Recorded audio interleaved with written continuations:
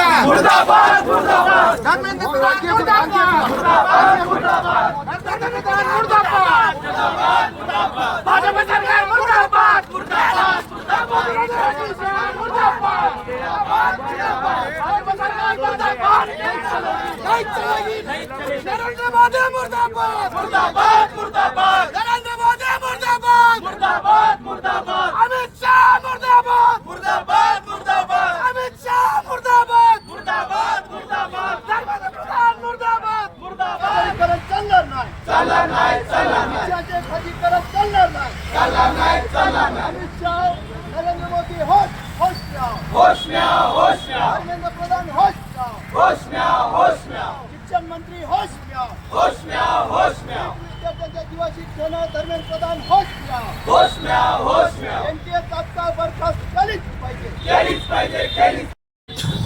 DYFIच्या वतीनं आम्ही जिल्हाधिकारी कार्यालय पूनम गेट या ठिकाणी आंदोलन केलेलं आहे।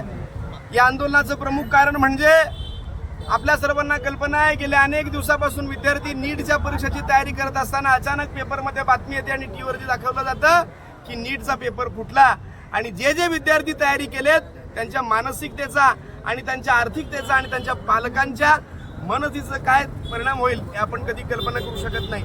इतकंच नसून पेपर फुटला ऐकल्या देशामध्ये जवळजवळ 3 विद्यार्थ्यांनी आत्महत्या केली। या 3 विद्यार्थ्यांच्या आत्महत्याला जबाबदार हे केंद्रीय शिक्षण मंत्री धर्मेंद्र प्रधान आहेत। त्यांच्यावरती 302चा गुन्हा दाखल केला पाहिजे, त्यांच्यावरती मनुष्यवधाचा गुन्हा दाखल करून त्यांनी त्यांचा तात्काळ राजीनामा घेतला पाहिजे।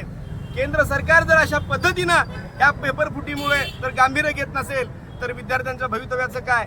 जेव्हा आम्ही म्हणतोय ही जी नॅशनल टेस्ट एजन्सी आहे ती एनटीए रद्द करा, आम्हाला प्रायव्हेट एजन्सी मार्फत परीक्षा नको, सरकारने थेट परीक्षा घेतली पाहिजे।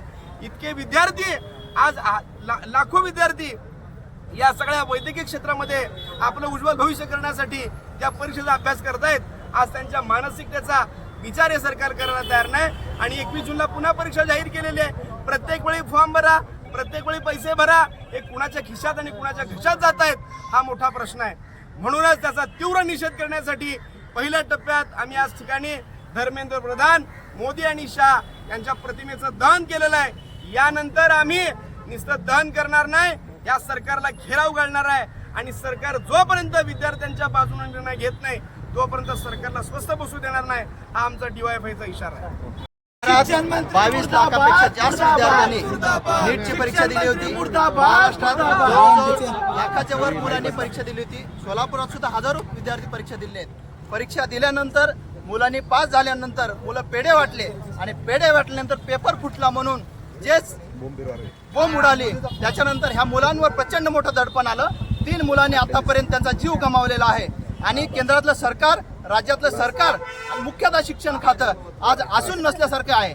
धर्मेंद्र प्रधान नावालाच आहेत, तर त्यांनी नावाला न राहता ते नैतिक जबाबदारी स्वीकारून आज त्यांनी राजीनामा दिला पाहिजे।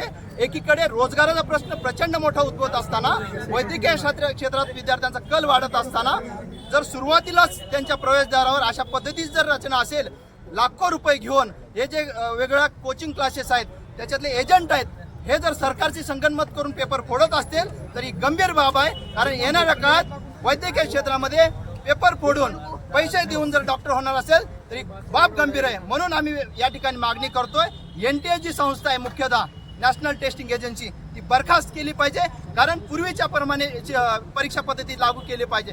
आतापर्यंत 48 पेक्षा जास्त वेळा परीक्षा रद्द झाल्या आहेत आणि आज टोटल 22 लाख विद्यार्थ्यांचा पेपर रद्द केला जातो। अशा वेळेस आता 21 जून जाहीर केलेत, 8 दिवसामध्ये कोणती परीक्षा तयारी करणार मुलगा?